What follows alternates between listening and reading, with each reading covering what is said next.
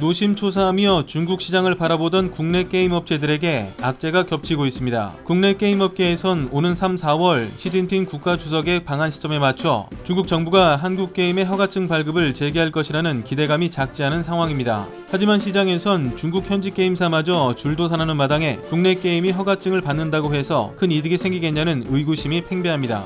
세계 최대인 중국 게임 시장이 최근 2년간 고전을 면치 못하고 있습니다. 지난해 2만 곳에 가까운 중소게임 업체가 문을 닫았고 매년 30%씩 급행창하던 시장도 눈에 띄게 성장 속도가 느려졌습니다. 중국 게임 시장 위축은 중국 정부의 규제 탓입니다. 중국 정부가 게임 허가증 발급을 예년의 6분의 1 수준으로 축소한 데다 조만간 청소년의 게임 이용 시간을 제한하는 중국판 셧다운제를 도입할 예정입니다. 중국 정부는 올 2월부터 18세 이하 미성년자가 밤 10시부터 다음날 오전 8시까지 온라인 게임에 접속하는 것을 금지합니다. 또 미성년자는 평일에는 90분, 휴일에는 3시간 이상 게임을 할 수 없습니다. 현금 결제액도 나이에 따라 월 최대 3만원에서 6만원으로 제한한다고 합니다. 미성년자가 부모의 명의를 도용하지 못하도록 게임 업체에는 실명제 도입과 함께 이용자의 신원 확인을 위한 안면인식과 같은 기술을 갖출 것을 요구했습니다. 중국 관영방송인 CCTV는 지난 13일 지난해 게임 업체 18,710곳이 폐업했다며 2018년에 약 2배라고 보도했습니다. 중국 국가신문 출판 광전총국에 따르면 1년 동안 발행된 게임 허가증은 2017년 9,369건에서 작년 1,570건으로 줄었습니다. 6분의 1 토막이 난 것입니다. 중국 정부는 2018년에는 7, 8개월 동안 아예 허가증 발급을 전면 중단하기도 했습니다.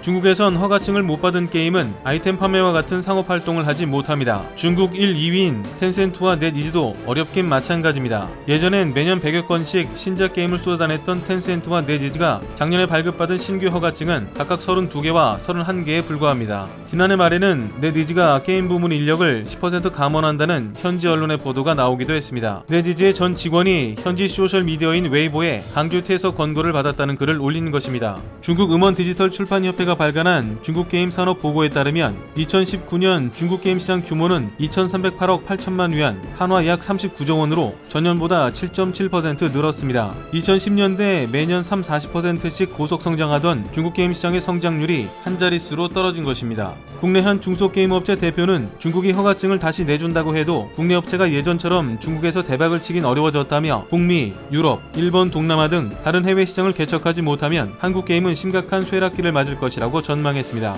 이상 광화문 디지통신이었습니다.